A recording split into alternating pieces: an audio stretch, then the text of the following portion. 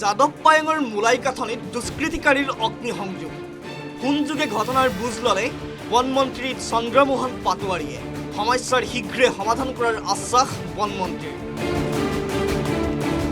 অৰণ্য মানৱ যাদৱ পায়েঙৰ মূলাইকাথনিৰ কাষৰ এটা চাপৰিত দেওবাৰে সংঘটিত হৈছিল অগ্নিকাণ্ড মূলাইকাথনি 2.0 নামেৰে এই চাপৰিটোত নতুনকৈ বৃক্ষৰোপণ কৰিছিল এটা স্বেচ্ছাসেৱী সংগঠনৰ উদ্যোগত যাদৱ পায়েং আৰু তেখেতৰ কন্যাই দেওবাৰে বিয়লি জুই লগাৰ খবৰ লোৱাৰ পিছত ব্ৰহ্মপুত্ৰৰ মাজৰ দুৰ্গম চাপৰিটোত গৈ উপস্থিত হয় যাদৱ পায়েঙৰ কন্যাৰ লগতে একাংশ লোক তেওঁলোকে তৎপৰতাৰে কহুৱা ইকৰাণীত লগা জুই নিৰ্বাপন কৰিবলৈ সক্ষম হয় প্ৰায় 1300 একৰ মাটিকালিৰ এই চাপৰিটোৰ প্ৰায় 5 বিঘা মাটিত লাগিছিল জুই যেনেকৈ মই গম পাইছোঁ মই মোৰ ভাইটিকেইটা মোৰ ভাগিন ভতিজা আমি 9জনমান প্ৰায় মোৰ লগৰো আছিলে আলহী আমি সকলোৱে ইয়াৰ পৰা গৈছোঁ নাওখন আমি কালি 40 মিনিটত বহুত স্পীডত গৈছোঁ তাত যেনেকৈ গৈ পাইছোঁ দেখিছোঁ বহুত ডাঙৰ জুই তাৰ পৰা সেই আকৌ 100 মিটাৰমান আকৌ এটা ডিভাইড কৰিছে ডাঙৰ আমাৰ মূলাইকাথনি বাৰী আৰু তাত আমাৰ যিহেতু নতুন প্লেণ্টেশ্যন এৰিয়াটোতহে জ্বলিছে মূলাইকাথনিখনৰ নহয় তাৰ কাষত 2022ৰ পৰা আকৌ আমি ছাষ্টেইনেবল গ্ৰীণ ইনিচিয়েটিভ অসমৰো নহয় অসমৰ বাহিৰৰ এটা NGO আৰু ইণ্ডিজিনিয়াছ ক্লাইমেট জাষ্টিছ পিপুলৰ ঋতুৰাজ ফুকন দাদাৰ নেতৃত্ব আৰু মোৰ দেউতা এডভাইজাৰ গোটেই এডভাইচখিনি আৰু আমাৰ 70জনীয়া এটা টীমে আমি কাম কৰি আছোঁ তাত নতুন এৰিয়া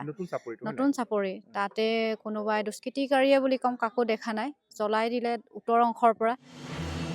প্ৰশাসনিকভাৱে এই চাপৰিটো মাজুলী জিলাৰ অন্তৰ্গত যদিও মাজুলীৰ পৰা চাপৰিটোলৈ যাবলৈ কোনো সুচল ব্যৱস্থা নাই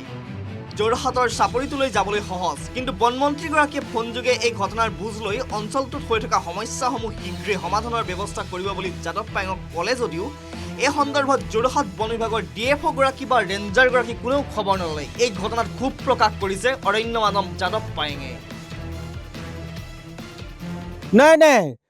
সেই ৰেঞ্জাৰ DFO একো নাই কালিও পাৰ্টি খাইছে ককিলামুখত মই কোৱা শুনিছোঁ পাৰ্টি খাব লাগে খনন কাৰ্য কৰি বালি মাফিয়াৰ লগত সংযোগ কৰি যিটো ঘটনা হৈছে বনমন্ত্ৰীয়ে খবৰ লৈছে কিন্তু যোৰহাট বন বিভাগ DFO